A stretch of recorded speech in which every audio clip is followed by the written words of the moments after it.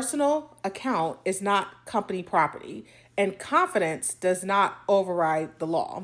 Hiring managers notice everything and they judge you on everything. Is it fair? No. Does your takeout on the couch have anything to do with how well you'll do the job? No. Welcome, friends. Thanks for joining the channel. Shout out to our subscribers and shout out to those of you who are new here.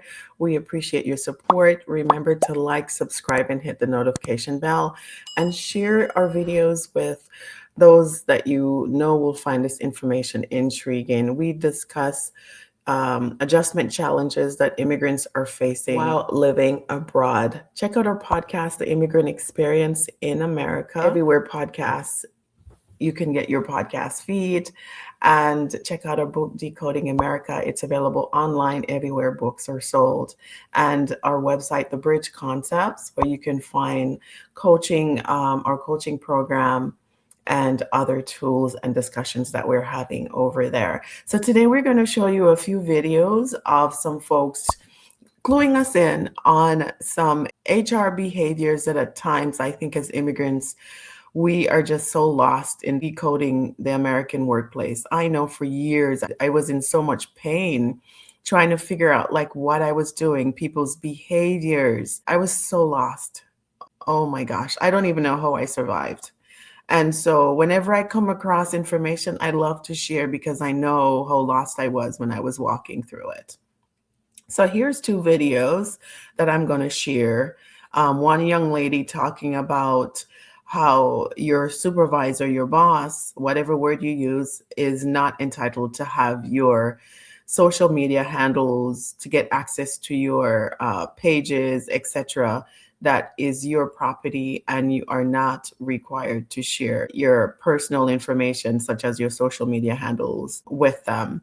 As well as another person who was talking about how when you have an accent, the coded language that people will use to basically bar you from getting hired because they don't like how you sound, or whatever biases they have against you just because you're an immigrant hyphenated American looking or applying, interviewing for a job.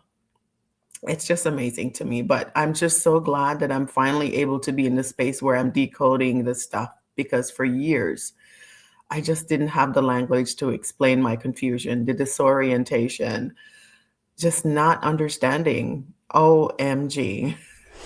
So I just saw a social media video that shows a manager pressuring a young employee over the phone to accept her personal Instagram follow requests. So when the employee questioned why, the boss claimed that whatever she does outside of work represents the company and that monitoring social media is just how the corporate world works. That is not how the law works. So this applies to in-person jobs too, but we're definitely seeing this kind of language more with remote work because employers think distance means blurred boundaries. Here is what people really need to understand. There are multiple states with laws that explicitly protect employees from being required to share personal social media access with their employer. So that includes being pressured to accept follow requests, disclose usernames, passwords, or give ongoing access to personal accounts. If an employer wants to monitor social media for a role, it must be clearly disclosed in writing, tied to the job, and compliant with state law, not demanded on the spot, not justified with everyone knows this, and not invented mid conversation. A personal account is not company property, and confidence does not override the law.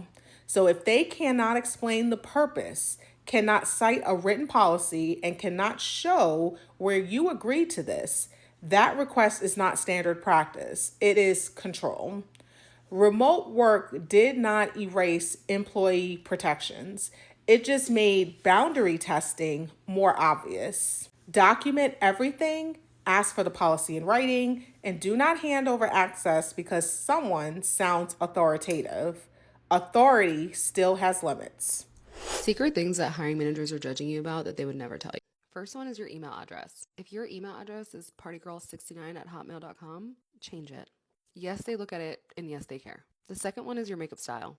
I had a candidate come in for an interview with really bright blue eyeshadow, and it was the only thing that the hiring managers could talk about. She also was the craziest candidate we've ever experienced, but the blue eyeshadow really drove that home. This one I hate to admit, but your accent. Now, they shouldn't, and this is obviously biased and illegal, but sometimes if the accent is too thick, they just will decide on another candidate, and they call it better communication style.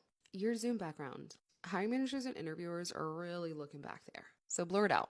They don't need to see last night's takeout still on your couch. Hiring managers notice everything and they judge you on everything. Is it fair? No. Does your takeout on the couch have anything to do with how well you'll do the job? No. But we always have to remember we need to control what we can. And professionalism is one of those things that we can control. So this person she sounds like a hiring manager, is sharing that when you have an accent, they would put it in the category of communication style. And I've come across this so many times. I have a friend who has a very thick accent, and I remember her saying they included on her evaluation that she had communication issues and she needed to improve her communication style. She was a great speaker, right? No problems in understanding her when she speaks. But because she had an accent, that was their coded way as to marking against her, putting a mark against her that she had an accent. I'm telling you, this is such an interesting place to live, work, and operating. It can be so frustrating at times. So what do? You just speak how you speak? We're going to have to talk more about this, but what challenges have you come across in the workplace dealing with HR, with other people? Like what sort of coded language or coded ways have they tried to deal with you when they're trying to be biased or do illegal things just because you have an accent or that you communicate a certain way? What has been your experience? I'd love to hear it. Drop them in the comments below. Remember to like, subscribe, and hit that notification bell and share this video with others who might benefit from it. It really does help the algorithm, and we appreciate you interacting with the video. Thanks for subscribing. Welcome if you're new, and don't forget to subscribe. We appreciate you. Well, good.